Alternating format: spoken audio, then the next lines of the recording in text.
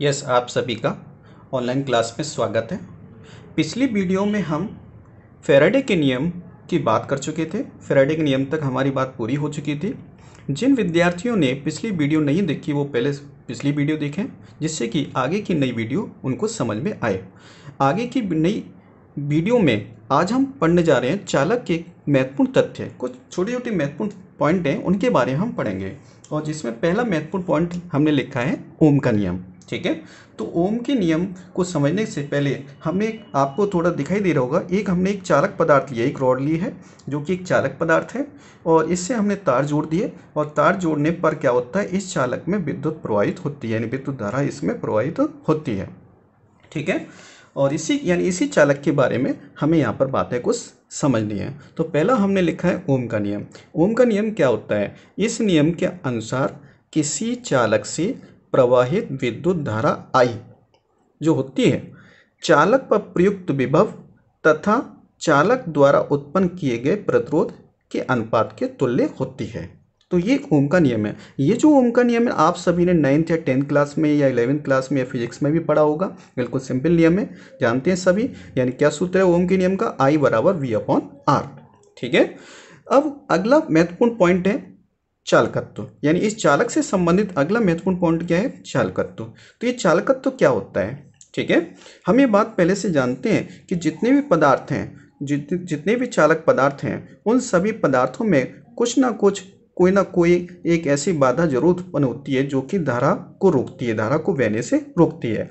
बस ये अंतर केवल इतना है कि कुछ पदार्थों में अधिक प्रतिरोध उत्पन्न होता है और कुछ पदार्थों में कम प्रतिरोध उत्पन्न होता है, लेकिन कुछ ना कुछ प्रतिरोध विद्युत धारा के बहने में जरूर उत्पन्न होती है। ये प्रतिरोध होता क्या है? विद्युत धारा के प्रभाव में उत्पन्न बाधा को प्रतिरोध कहते हैं। तो इसी बात को हम ध्यान रखेंगे। तो अपना जो पॉइंट है वो क्या है? चालकत्व है। तो चालकत्व किसे कहते हैं? यानी प्रतिरोध के व्युत्क्रम को। ये जो प्रतिरोध है, इस प्रतिरोध के व्युत्क्रम को चालकत्व कहते हैं। ये जो चालकत्व होता है, इस चालक में विद्युत प्रवाह की सरलता की माप होती है। ये चालकत्व क्या है? चालक में ये जो चालक है, इसमें विद्युत का जो प्रवाह हो रहा है उसकी सरलता की माप होती है। ठीक है, चालकत्व को हम C से प्रदर्शित करते हैं। ठीक है, तो C बराबर क्या हो जाता है? 1/R हो जाता है, 1/R होता है। ठीक है, और R यानी प्रतिरोध का मात्रक क्या होता है? ओम होता है। तो 1/ओम या अर्थात ओम इनवर्स हो जाता है। मात्रक क्या हो जाता है चालकत्व का? ओम इनवर्स है, या म्यू कहते हैं इसको। ओम इनवर्स को क्या म्यू भी कहते हैं, या ऐसा ही मात्रक इसका सीमेंस होता है। ओम इनवर्स या म्यू और सीमेंस इसका मात्रक होता है, लेकिन ऐसा ही मात्रक क्या होता है इसका? चालकत्व का सीमेंस होता है। इस बात का ध्यान रखेंगे। चूंकि हम ये बात जानते हैं चालक जो होते हैं वो दो प्रकार के होते हैं। कितने प्रकार के होते हैं? 2 प्रकार के होते हैं।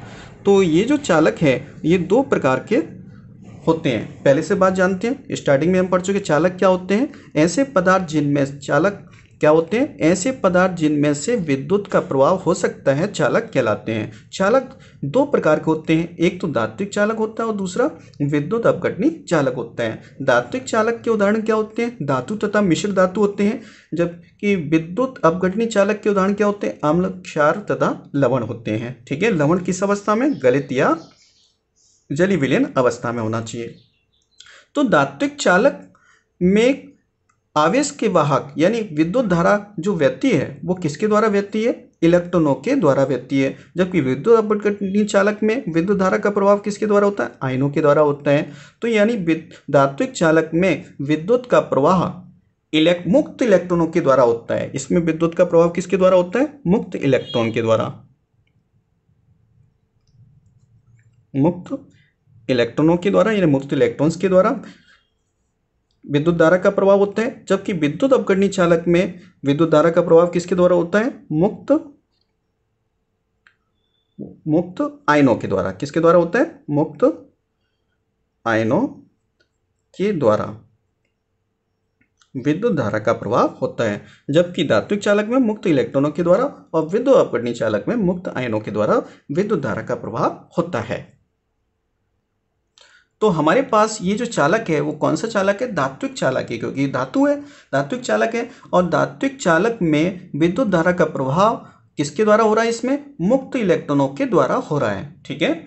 और इसमें धात्विक चालकों का प्रतिरोध जो होता है वो कम होता है। धात्विक चालकों का प्रतिरोध कैसा होता है? कम होता है। और कम क्यों होता है? क्योंकि धात्विक चालकों का संगठन जो है ना स्थिर है। संगठन का मतलब धातु के जो परमाणु हैं, जो कण हैं, वो सभी अपनी जगह स्थिर है। केवल इलेक्ट्रॉन ही एक स्थान से दूसरे स्थान की ओर गति कर रहे हैं, ठीक है। यानी एक सिरे से दूसरे सिरे की ओर इलेक्ट्रॉन ही गति कर रहे हैं। यहाँ पर धातु के जो कण हैं, परमाणु है, वो अपने स्थान पर, निश्चित स्थान पर ही बने हुए हैं। अर्थात कहने का मतलब होता है कि धातु का जो संगठन होता है वो कैसा होता है? स्थिर होता है, जिसके कारण इसमें प्रतिरोध कैसा? कम उत्पन्न होता है। जबकि विद्युत अपवर्तनीय चालक में विद्युत धारा का प्रभाव किसके द्वारा होता है? मुक्त आयनों के द्वारा होता है। ये विद्युत अपवर्तनीय चालकों का जो प्रतिरोध होता है वो अधिक होता है। प्रतिरोध का मतलब उसमें विद्युत धारा के प्रवाह में अधिक बाधा उत्पन्न होती है, ठीक है। तो प्रतिरोध अधिक होने का कारण क्या है?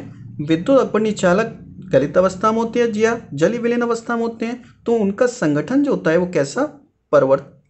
परिवर्तित होता रहता है, अस्थिर होता है। उनका संगठन जो होता है विद्युत अपवर्तनीय चालक यानी विलयन का, यानी लवण के विलयन का संगठन जो होता है वो कैसा होता है? अस्थिर होता है। क्यों अस्थिर होता है? क्योंकि उसमें जब विद्युत धारा प्रवाहित करते हैं विलयन में, जैसा कि हमने समझा होगा, विद्युत अपवर्तनीय सेल में कौन सी प्रक्रिया संपन्न होती है? रासायनिक प्रक्रियाएं संपन्न होती है। यानी रासायनिक प्रक्रिया संपन्न होने पर वहाँ पे क्या परिवर्तन होता है? यानी पदार्थ का, यानी लवण का, अम्ल का या क्षार का क्या होता है? वह रासायनिक प्रक्रिया संपन्न होने के कारण क्या होता है? परिवर्तन होता है। जबकि धात्विक चालक में संगठन स्थिर रहता है, जबकि इसमें संगठन अस्थिर होता है, क्योंकि परिवर्तित हो जाता है। परिवर्तित किसके कारण हो जाता है? रासायनिक प्रक्रिया संपन्न होने के कारण। ये छोटी सी जानकारी ध्यान रखेंगे। अगला चालक का महत्वपूर्ण बिंदु है विशिष्ट प्रतिरोध यानी प्रतिरोधकता, जिसे स्पेसिफिक रेजिस्टेंस या रेजिस्टिविटी भी कहते हैं, ठीक है। ये देखो चालक पदार्थ है जिसकी लंबाई L है, ठीक है। ये हमने चित्र के रूप में भी लिख रखा है। और यहाँ पर इसका ये अनुप्रस्थ काट का ये क्षेत्रफल, ठीक है। और इधर से भी अनुप्रस्थ काट का ये क्षेत्रफल। तो किसी चालक, ये चालक है, किसी चालक का प्रतिरोध R उसकी लंबाई L के समानुपाती तथा उसके अनुप्रस्थ काट क्षेत्रफल के व्युत्क्रमानुपाती होता है। इस बात समझ में आ गई ना? किसी चालक का प्रतिरोध R जो होता है वह उसकी लंबाई L के समानुपाती तथा अनुप्रस्थ काट क्षेत्रफल के व्युत्क्रमानुपाती होता है। इसे हम लिख देते हैं, किसी चालक का प्रतिरोध R उसकी लंबाई L के समानुपाती तथा उसके अनुप्रस्थ काट क्षेत्रफल A के व्युत्क्रमानुपाती होता है। यही लिखा हुआ है यहाँ पर, R समानुपाती L/A। अब इसी को हम लिख सकते हैं R बराबर, या एक समानुपातिक स्थिरांक है जिसे हम रो के द्वारा लिखते हैं L/A। यहाँ पर इसे हम क्या कहते हैं? रो कहते हैं, ठीक है। या फिर रो बराबर क्या हो जाएगा? R इंटू ए और बट्टे में आ जाएगा L, ठीक है। तो यहाँ पर R, ये जो रो है, ये क्या एक समानुपातिक स्थिरांक है, जिससे इसी समानुपातिक स्थिरांक को हम क्या कहते हैं? विशिष्ट प्रतिरोध या प्रतिरोधकता कहते हैं, ठीक है। लिख देते हैं यहाँ रो एक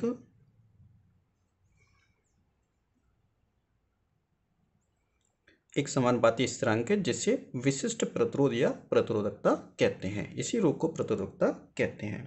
अब हम यहाँ पर कुछ कंडीशन अप्लाई करें। देखो कंडीशन क्या अप्लाई करते हैं कि यदि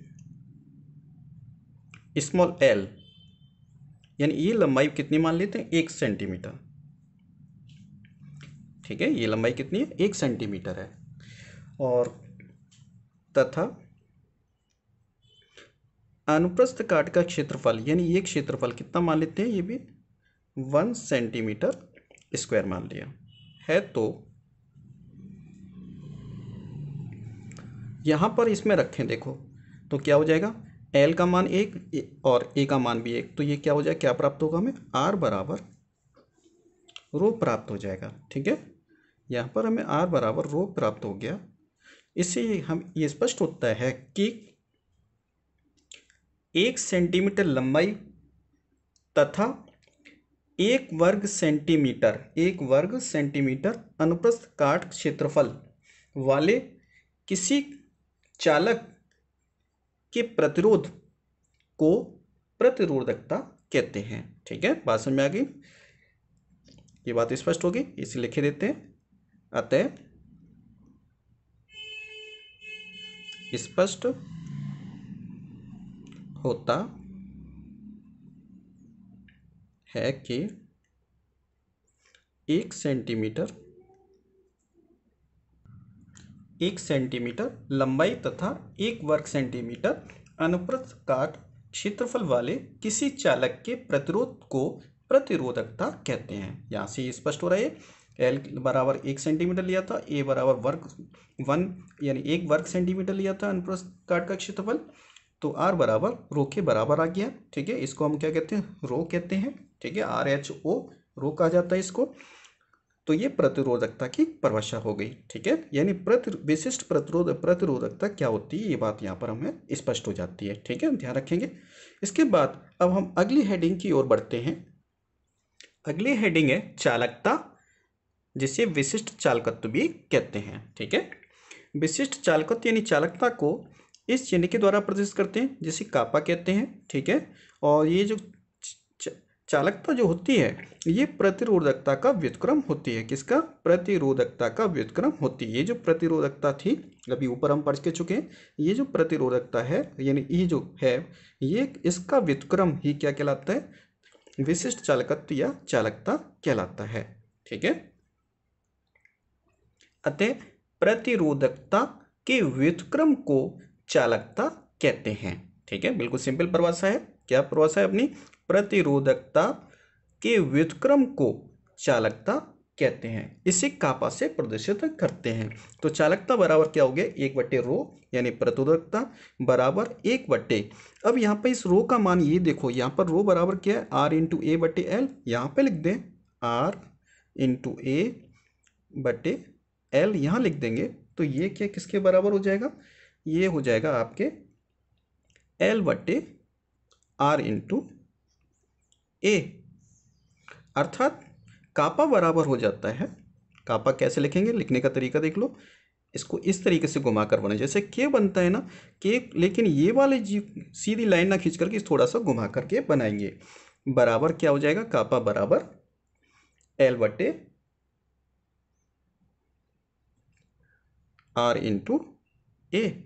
इसे हम लिख सकते हैं कापा बराबर, यहाँ पर 1/, जो R है 1/R किसके बराबर है, यानी प्रतिरोध का व्युत्क्रम क्या कहलाता है, चालकत्व कहलाता है। चालकत्व को हमने किससे प्रदर्शित किया था, C से, तो इसकी जगह यानी 1/R की जगह हम C लिख सकते हैं, और ये गुणा में रह जाता है L/A। ठीक है, यानी 1/R यानी प्रतिरोध का व्युत्क्रम क्या कहलाता है, चालकत्व कहलाता है। चालकत्व को C से प्रदर्शित करते हैं, तो कापा बराबर हो गया C × L/A। इस सूत्र का ध्यान रखेंगे।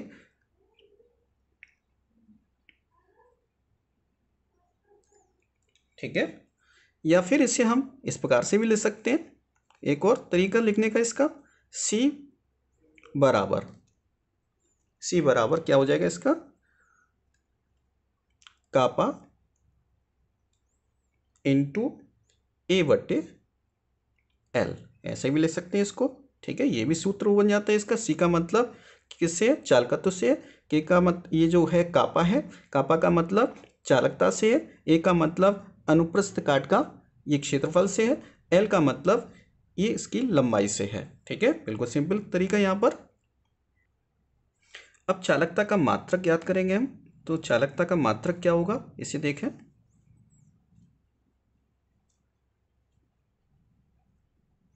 मात्रक बराबर, देखो यहाँ पर C का मतलब किससे है, चालकत्व से है। और चालकत्व का मात्रक क्या होता है, ओम इनवर्स। क्या होता है, ओम इनवर्स।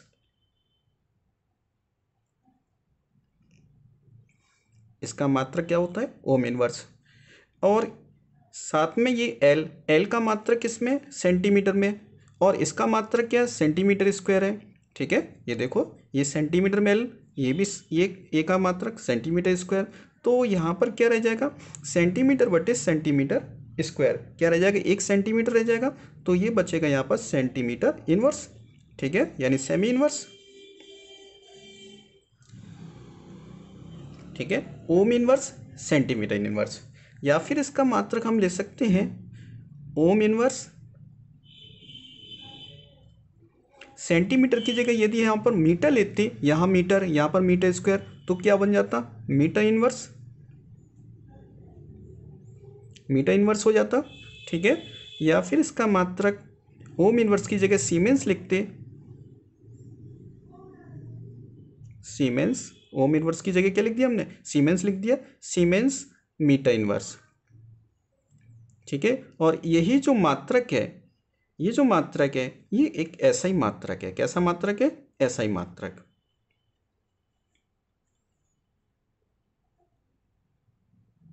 ठीक है, तो चालकता का ऐसा ही मात्रक क्या होता है, सीमेंस मीटर इनवर्स होता है, ध्यान रखेंगे सभी, सीमेंस मीटर इनवर्स होता है।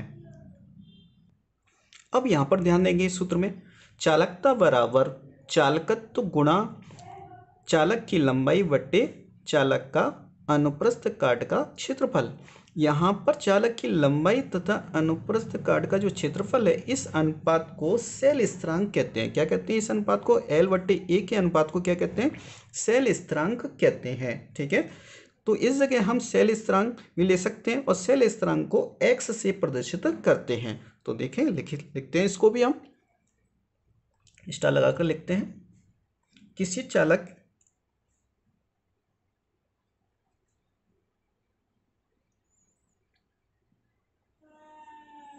की लंबाई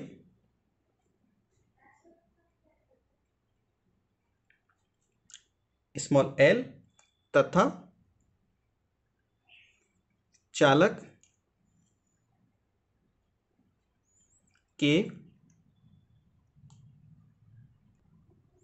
अनुप्रस्थ काट क्षेत्रफल A के अनुपात को सेल स्थिरांक कहते हैं। सेल स्थिरांक को x से प्रदर्शित करते हैं। ठीक है, बिल्कुल सिंपल बात है यहाँ पर।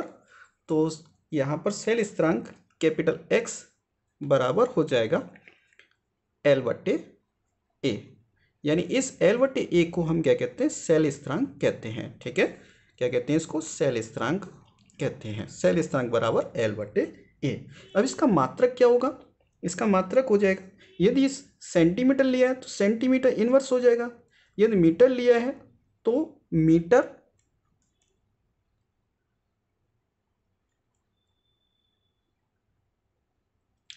इनवर्स हो जाएगा। ठीक है, ध्यान रखेंगे। तो ये सेंटीमीटर लिया तो सेंटीमीटर इनवर्स, मीटर लिया है तो मीटर इनवर्स हो जाता है इसका मात्रक। ठीक है, ध्यान रखना। तो ये सेल स्थिरांक का मात्रक हो जाता है। अब आगे इस सूत्र में यहां पर देखें, इस सूत्र में इस L बटे A की जगह हम x लिख दें तो क्या सूत्र बन जाएगा, कापा बराबर C इंटू एक्स, ये सूत्र बनेगा। ये इसका मतलब क्या हो गया, चालकता, कापा का मतलब चालकता से, चालकता बराबर C का मतलब चालकत्व से है, चालकत्व गुणा x का मतलब सेल स्थिरांक से है, सेल स्थिरांक। ठीक है, तो एक संबंध हो गया, किसमें संबंध हो गया, चालकता, चालकत्व तथा सेल स्थिरांक में एक संबंध स्थापित हो गया। क्या संबंध हो गया, चालकता बराबर चालकत्व गुणा सेल स्थिरांक, ये एक संबंध स्थापित हो जाता है। ठीक है, बिल्कुल सिंपल एक फॉर्मूला में और प्राप्त हो गया। इस फॉर्मूले का ध्यान रखेंगे, यहाँ पर इस फॉर्मूले का ध्यान रखेंगे, क्योंकि इसी फॉर्मूले से ये फॉर्मूला बन जाएगा। ठीक है, तो यहाँ पर हमने कुछ छोटे छोटे पॉइंट पढ़ लिए, वो कौन कौन से पढ़ लिए एक बार और देख लो। एक तो महत्वपूर्ण पॉइंट पढ़ लिया हमने इसमें, ये चालकत्व C बराबर क्या होता है, 1/R होता है, जिसका मात्रक सीमेंस ओम इनवर्स या म्यू होता है। ठीक है, दूसरा महत्वपूर्ण बिंदु हमने पढ़ लिया, विशिष्ट प्रतिरोध पढ़ा हमने, विशिष्ट प्रतिरोध यानी प्रतिरोधकता को पढ़ लिया। विशिष्ट प्रतिरोधकता का सूत्र क्या होता है, रो बराबर R इंटू A बटे L, और ये रो कहाँ से प्राप्त किया था हमने, ये जो प्रतिरोध जो था वो L बटे L के समानुपाती और ए के व्युत्क्रमानुपाती है। तो इसका जो समानुपाती स्थिरांक जो आया, इसी समानुपाती स्थिरांक को हम क्या कहते हैं, प्रतिरोधकता या विशिष्ट प्रतिरोध कहते हैं। इसके बाद हमने अगला महत्वपूर्ण बिंदु पढ़ा, कौन सा, चालकता। कौन सा महत्वपूर्ण बिंदु पढ़ा हमने, चालकता को पढ़ा। चालकता के बारे में पढ़ लिया। ये चालकता यानी विशिष्ट चालकत्व, जिसके बारे में हमने क्या पढ़ लिया कि ये क्या होता है, प्रतिरोधकता का व्युत्क्रम होता है। ठीक है, प्रतिरोधकता यानी विशिष्ट प्रतिरोध के व्युत्क्रम को चालकता कहते हैं। ठीक है, ध्यान रखेंगे। तो रो क्या था, एक विशिष्ट प्रतिरोध था। विशिष्ट प्रतिरोध यानी इस प्रतिरोध के व्युत्क्रम को ही हम क्या कहते हैं, चालकता कहते हैं। ये फॉर्मूला बन गया आपका। इसका मात्रक क्या होता है, ओम इनवर्स सेंटीमीटर इनवर्स। यदि सेंटीमीटर में लिया है तो, और मीटर में लिया तो मीटर इनवर्स आ जाएगा। और ओम इनवर्स को हम सीमेंस से भी प्रदर्शित करते हैं। इसका ऐसा ही मात्रक क्या होता है, सीमेंस मीटर इनवर्स होता है। ध्यान रखना, बोर्ड एग्जाम में ऐसे ही मात्रक पूछे जाते हैं। तो उसके बाद हमने ये देख लिया कि कापा बराबर C/X एक संबंध स्थापित कर लिया था। ये जो L/A है, इसे क्या कहते हैं, सेल स्थिरांक कहते हैं। तो चालकता बराबर चालकत्व गुणा सेल स्थिरांक एक संबंध हमें स्थापित हो जाता है। तो यहाँ तक बात हो गई अपने चालक के कुछ महत्वपूर्ण बिंदुओं की। तो ये वीडियो आपको कैसी लगी हमें कमेंट सेक्शन में ज़रूर बताएं, और इस वीडियो को आप अधिक से अधिक सब्सक्राइब करें, शेयर करें, लाइक करें।